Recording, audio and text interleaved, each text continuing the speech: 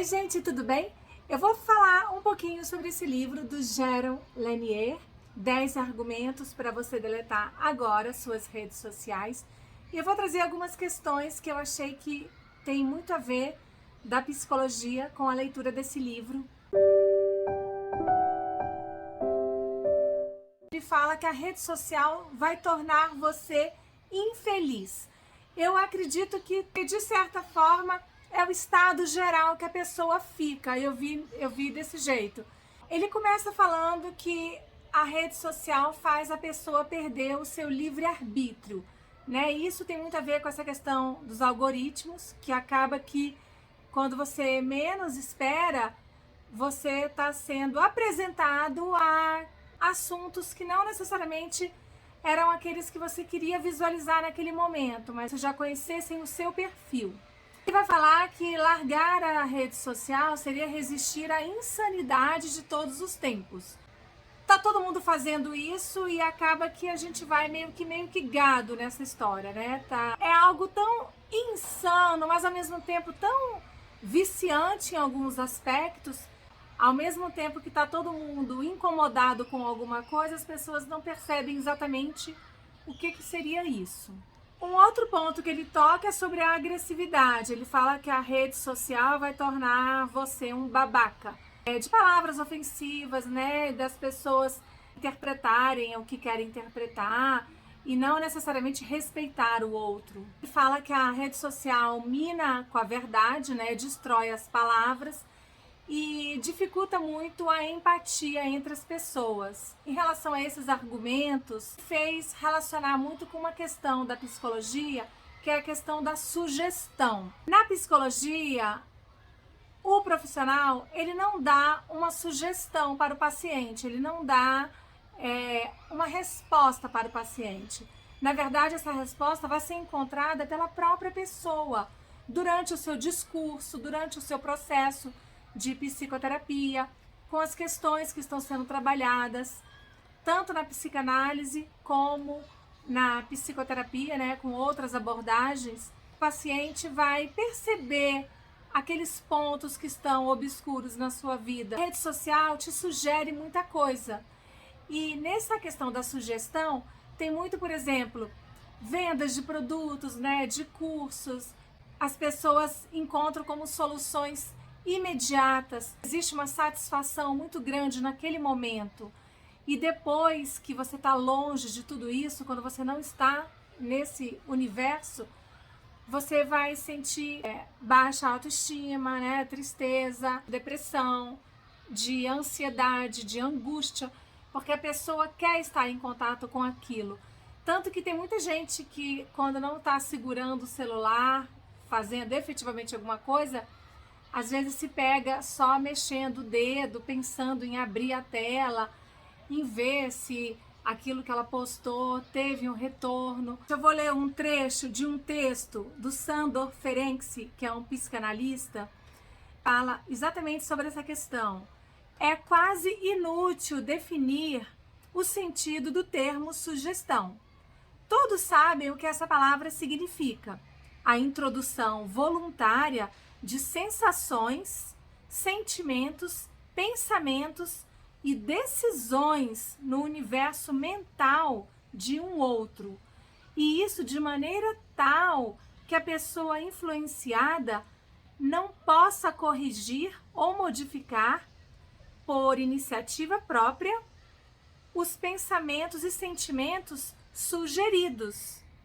Em suma, diremos que a sugestão consiste em impor ou em aceitar incondicionalmente uma influência psíquica estranha. E não deixa de ser isso, né? O autor do livro também, ele fala muito sobre isso, de comportamento com a rede social. E atualmente a gente está vendo muito isso em um aplicativo que as pessoas trazem, assim, problemas sérios da sua vida, coisas íntimas, e as pessoas falam e dividem vídeos, né, em parte 1, parte 2.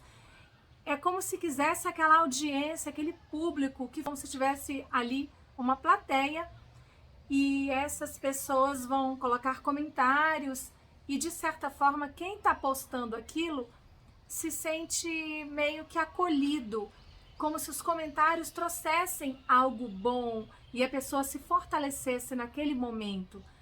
Só que depois vem um sentimento muito ruim, porque a pessoa está sozinha e aquilo não vai efetivamente se concretizar na vida da pessoa, não é nada concreto. A pessoa está ali despejando suas lágrimas na esperança de ser, digamos que, ouvida por alguém. Todos nós queremos buscar sempre o prazer nas coisas, né? É não viver o sofrimento e não viver a dor.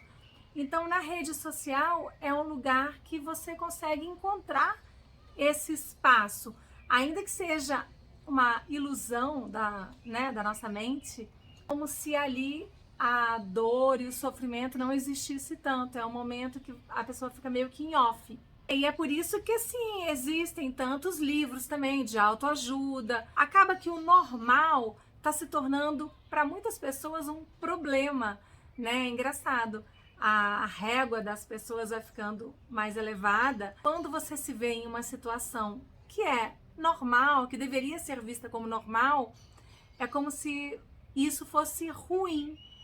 Então, sempre tem que ter, em cima do normal, uma camada de muito prazer, uma camada de muita satisfação, de coisas imediatas. Como esse livro aqui, né, que eu tô trazendo aqui para vocês.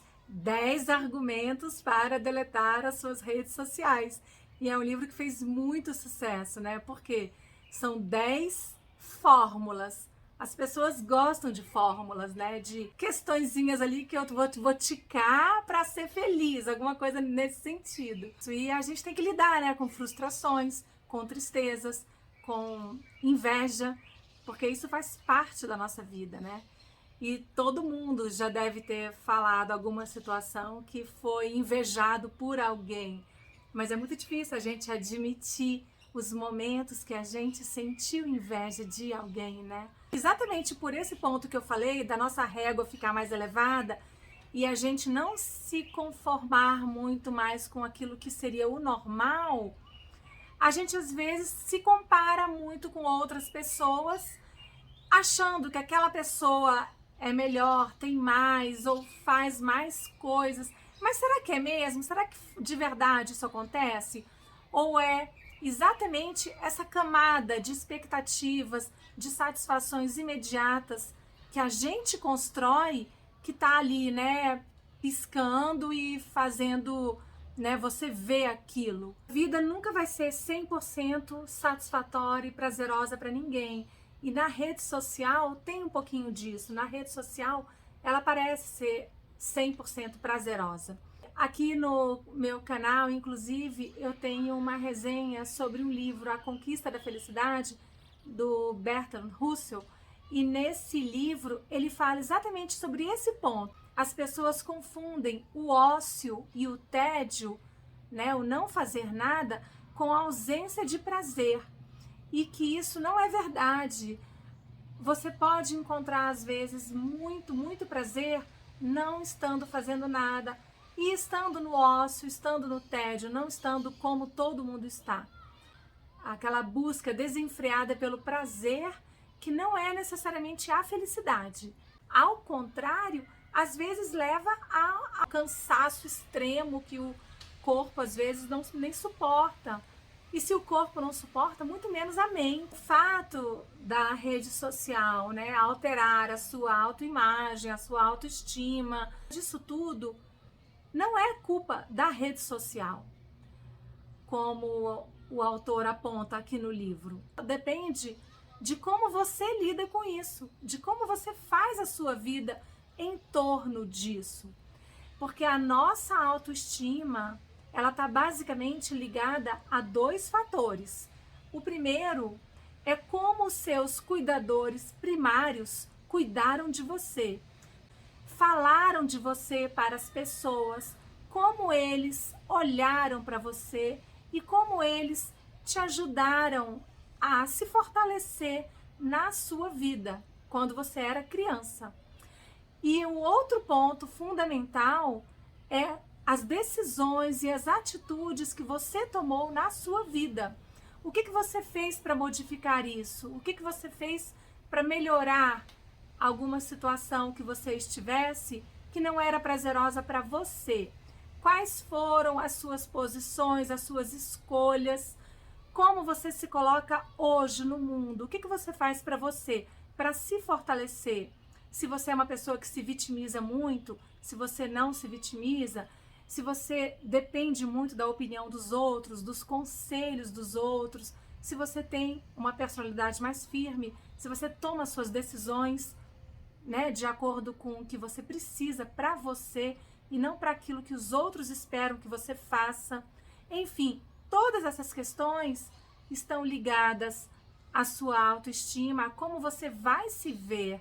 A rede social apenas te apresenta teatro, a rede social é um teatro.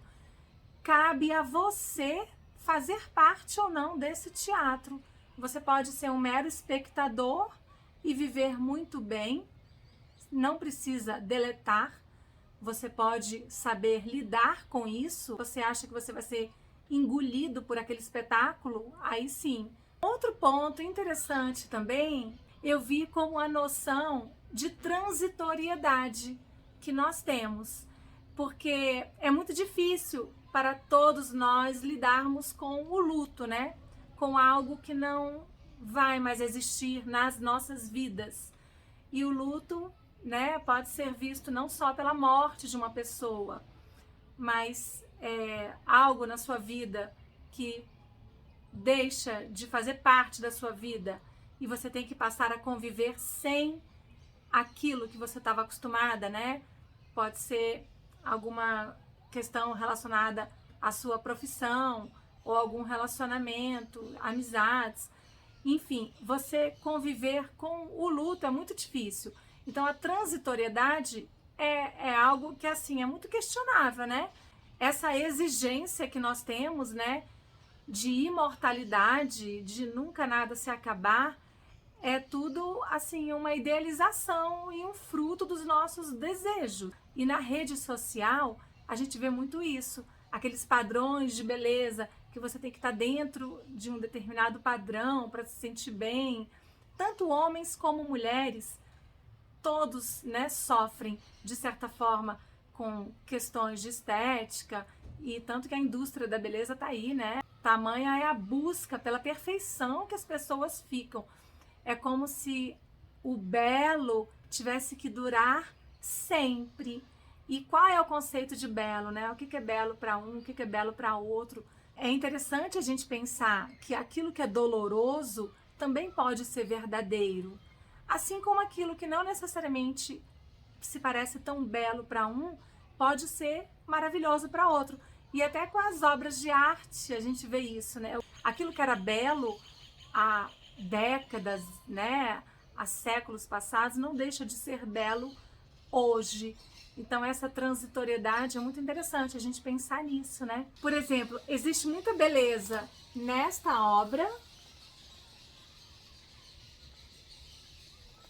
como também existe muita beleza nesta obra. Como também existe muita beleza nesta obra, também nesta obra. E é interessante trazer aqui quando Freud fala do narcisismo primário, né?